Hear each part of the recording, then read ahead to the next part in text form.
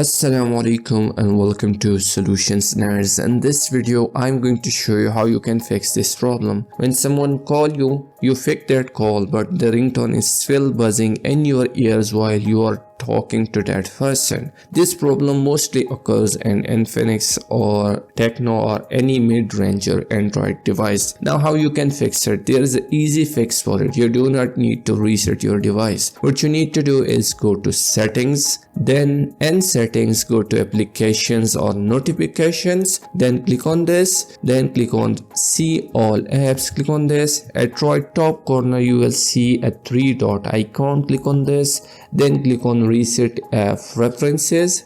Click on this. You will not lose any app data or your own data. It will only disable application permissions and background data. Then click on reset apps. After this your problem will be fixed 100%. I tried this on many devices and it works 100%. If you have any question, comment down below. Hope you liked the video. Don't forget to subscribe. Thanks for watching.